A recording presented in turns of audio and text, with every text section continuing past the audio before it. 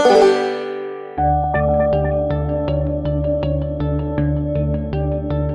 everyone, and welcome to another episode of How to Make an Organic Farming Social Movement from scratch, brought to you by the beautiful people at the Organic and Regenerative Investment Cooperative, otherwise known as ORICOOP.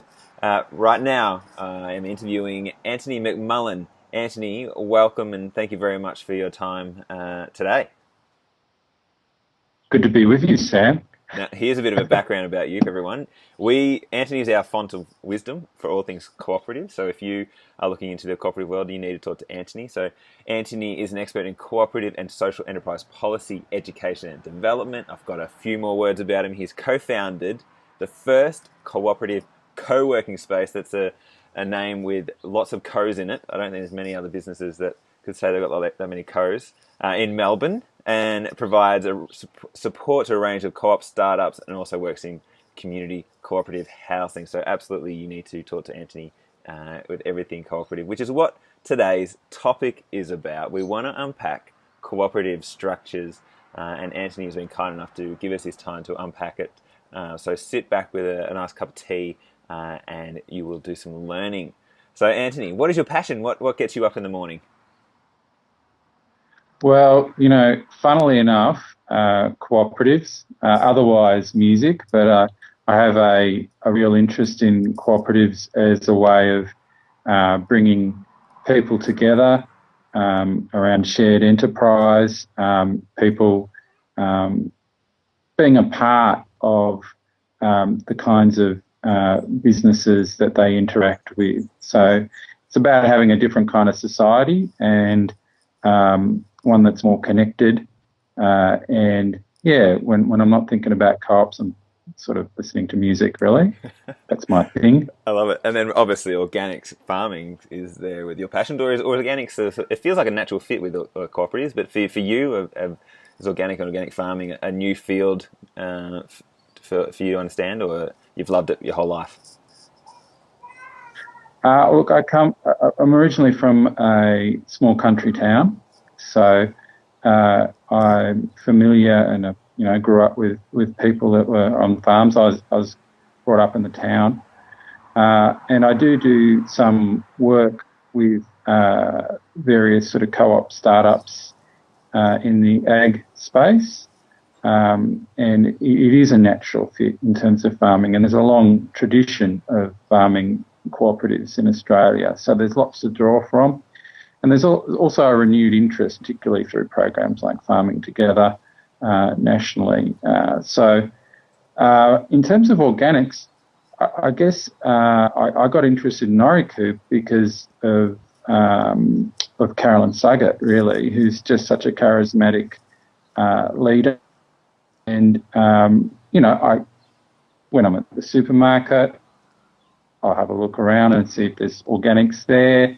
I can't say that I'm an expert in organics, but it sounds good to me because it's more sustainable, less reliant on, large companies producing pesticides and things like that. So I joined ORICOOP to learn more about organics and to contribute my expertise, I suppose, in cooperative and mutual enterprise. So I thought there was a kind of a mutual benefit there for me. But I'm still on the learning journey as far as organics is concerned. That's good. No, we're very grateful to have you on board, Antony.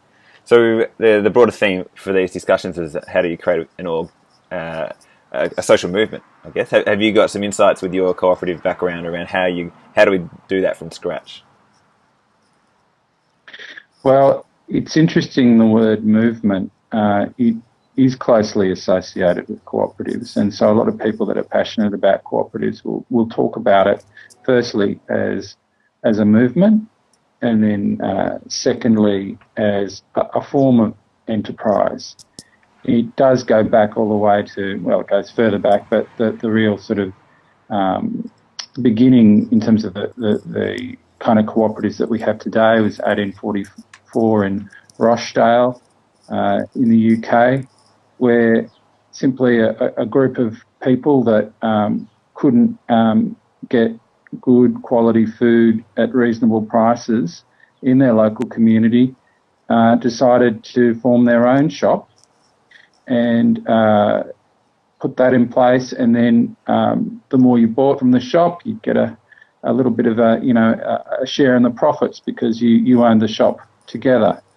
And they also, from the get-go, decided that they wanted to be a principled movement. So they had sort of principles and values that informed the way that the business would operate.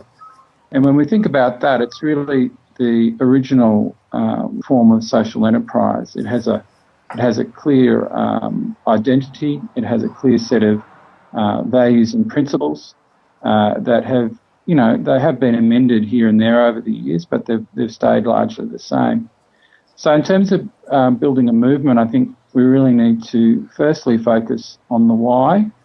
And the big picture why, I think, is when we think about political economy and we look at the distribution of wealth, and that, we have such a concentration of wealth, both globally and locally, with very few people. And that's not sustainable. It's causing all sorts of social problems. Now, the way that people usually approach that is either by thinking, well, if we keep on going the way that we're going, have more competition, then slowly the wealth will trickle down. It's not a viewpoint that I agree with.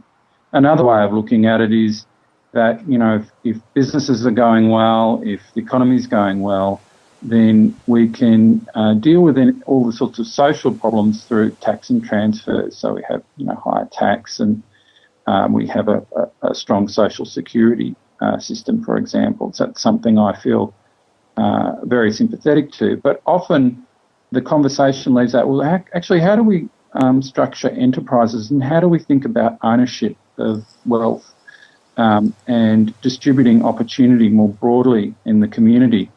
And I think this is where cooperatives come in, because what you're saying is that the businesses that we frequent or that we work in, that the people are not just an employee or a consumer, they become a member of that enterprise. And so you've got an ownership stake, and you're distributing wealth at the local level in a sustainable way.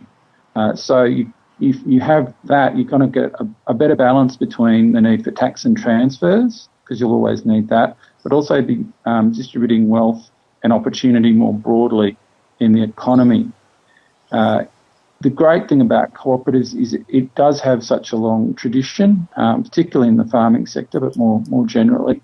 So there are examples that can be drawn from, actual real examples, and I think it has some aspects that are quite similar to the sort of social enterprise, mainstream social enterprise community, but there are some differences there as well that I think make it a distinct part of the economy, and a movement that I think is really exciting to join, because if we're a part of business, if we're part of enterprise, and that we're spreading the wealth and opportunity more broadly in the community, we're going to have a lot less social problems, and we're going to have more sustainable, thriving communities and ecosystem.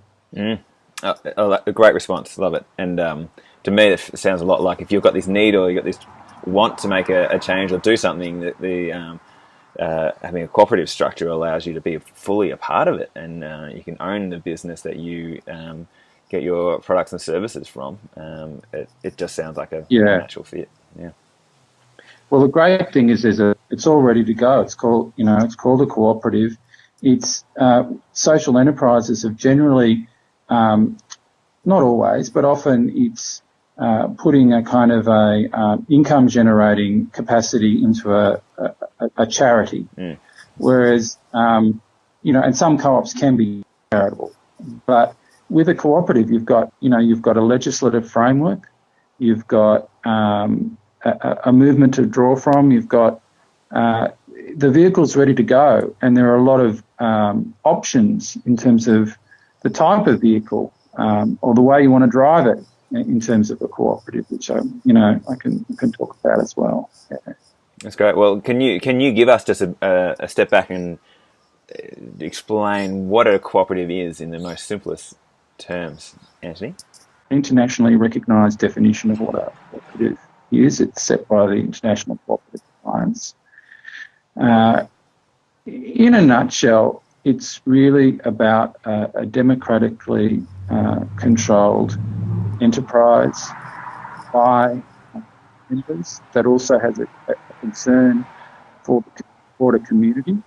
And cooperatives bring a value in terms of really three dimensions. It brings a social dimension, that social good that I've been talking about.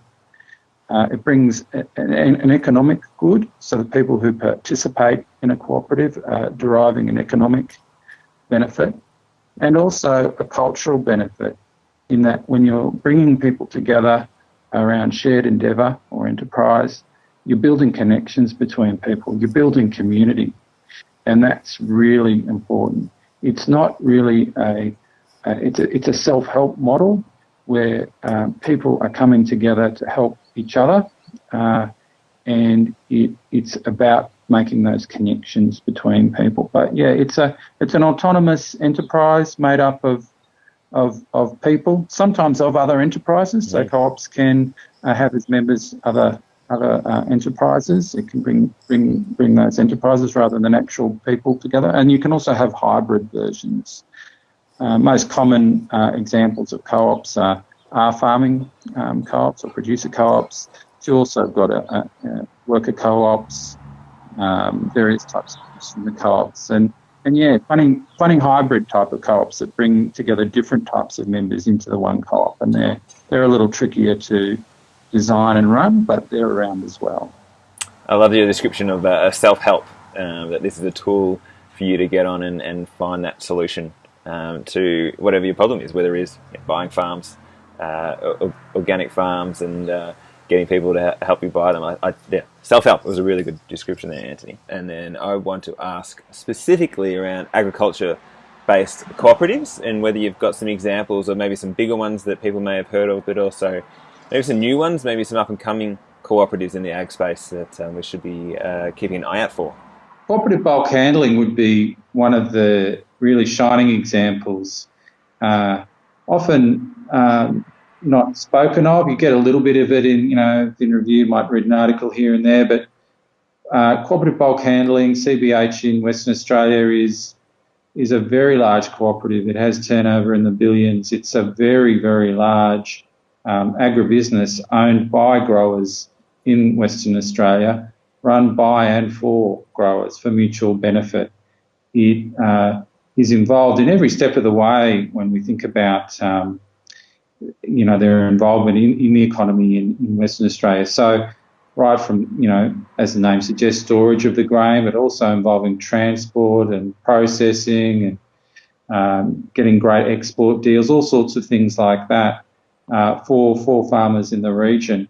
The difference is that it's not owned by, one step removed investor owners. It's owned and run by and for farmers in the region, which means that they can receive a rebate on commensurate with how much they've used their own cooperative. So there are grower returns that way, but also returns back to the community in terms of infrastructure, but also things like, grants and scholarships and all sorts of things. A little bit like, more socially focused enterprises, a bit like the Bendigo Banks of this world and that sort of thing. And that's the real difference, is that growers are having a say about their involvement in the industry very directly through CBH and through the grower forums and things like that. I should say forum rather than forums, to know that incorrectly. There are newer initiatives which, for example, I've been involved in a project to do with some data cooperative for farmers. So farmers contribute and use data in all sorts of ways, but often, if you're using a platform like a farm management platform or something like that, often you're inputting data, it's helpful, but also the company uses some of that data and anonymises it and sells it on, to generate income for that company. Whereas if farmers can get together and figure out what they want to do with their own data, it can be quite powerful. So it might be about measuring the inputs, the sorts of things that you're doing at the farm level. It might be around weather patterns, It might even be about quality control and things like that. And so if you own and share that data amongst yourselves as farmers in a particular area, that means that you can, control and safeguard your privacy, which is a really big thing, but also get beneficial deals in the broader marketplace with other businesses that you might have dealings with. And the whole idea is that farmers come together and share their expertise and the information that they can, secure really beneficial arrangements for themselves. And it's kind of like the new cooperativism is really thinking about data and platforms and those sorts of things. So Antony, you no doubt have many meetings with people who are familiar with cooperatives and people who aren't. Can you give us a bit of a feel for the reactions you get from some people? Is it that some people are folded arms, absolutely hate it, and they hate it for certain reasons, and for other reasons you have people who just love it for certain reasons? Yeah. Just a bit of a summary of those two worlds would be brilliant. Yeah. That's a really good question. My background is community sector, social enterprise, and so over the years I've gone to lots of different social enterprise type conferences and discussions. And early on, we're talking a number of years back, when you talked about cooperatives as a way of, kind of a socially focused enterprise, often the reaction would be, in some cases, quite angry. Strangely, it surprised me to begin with, but people are very wedded to the kind of social enterprise model that's predominant, which is really, often generating income that's linked to a charity, a not-for-profit charity, and that kind of model. Whereas cooperative is different in approach. So that would sometimes get some angry reactions. I was recently at a forum where I was on a table talking about opportunities of cooperatives in community services, and there was someone there from a franchise, which I won't mention the name, that could provide some of those community services, and that was really a regular investor-owned kind of company. Started off talking about how bad not-for-profits are, and then started to talk about how cooperatives weren't proper entities. They didn't have a proper board. They don't need to worry about things like conflict of interest, all of which was untrue. And you kind of sort of thought, well, what's good for this company is good for the region and good for the country, was really, I think, where that person was coming from. But really it's about dispelling some of those myths and saying that what we need is a more diverse economy. So we need some of those traditional not-for-profits and charities. They play a huge role. We've got not-for-profit sporting clubs and other member-based organisations, and cooperatives and mutuals also are part of that broader landscape of more socially focused business. However, with the cooperative, we do have that strong emphasis on economic development and development of people through education and learning about really taking responsibility in their own areas of the economy and developing themselves and developing others and the broader community while they're at it. I think where we're at now, though, is that cooperatives are sort of have become quite fashionable, at least globally. And just this week, I haven't read it yet, but Ross Gittins, the prominent economist writer, has been talking about the new platform co-ops, and it's really starting to become an interesting thing to explore for people. And I just think that's just going to grow and grow. But the most important thing is to think about the different types of enterprises and businesses. There's different kinds of vehicles. Cooperative will not suit every sector of the economy. There are some things that an old-fashioned charity will do really, really well. And, it's really horses for courses and figuring out where we can place cooperatives is a sort of a key part of the economy, but not the whole economy. It'd be great to have a much larger share, I have to say that. Well, that ties into my next question, and probably the one we can start wrapping up on, Antony. is a cooperative a key element to a social movement, or as you're alluding to, it all horses for courses? So what is the benefits of a cooperative versus, say, a not-for-profit or charity structure, from just in a broad sense from your point of view? Well, sure. I mean, often people will talk about co-ops and also sometimes mutual businesses as businesses, as enterprises, as an industry. However, there is that general sense that cooperatives are part of a movement, and the sort of the broader social movement that I'm interested in is what's called the solidarity economy, which is very different from saying the state are the thing. What it's saying is that we can more broadly own and participate in a range of enterprises that relate to each other in the economy. And that sounds all very highfalutin. What does that really mean? Well, in some ways, it's kind of back to the future. It's things like credit unions. You know, when you join a credit union or a customer-owned bank, as they're sometimes called these days, is that you're a member owner of that financial institution. And when you look at their track record compared to some of the mainstream banks, they're much more ethical and they're quite safe. They manage their money really well. They usually have a really good balance sheet. So you have things like credit unions, you have employee-owned cooperatives, you have producer and farmer cooperatives, you have mutually owned insurance funds, you can have even schools and universities. There are examples where teachers and students play a lead part in being part of those institutions. So, and in fact, that's often how the early universities were structured. Really, they were communities of scholars. So, in some ways, you're kind of going back to saying, well, what can't we run in the economy?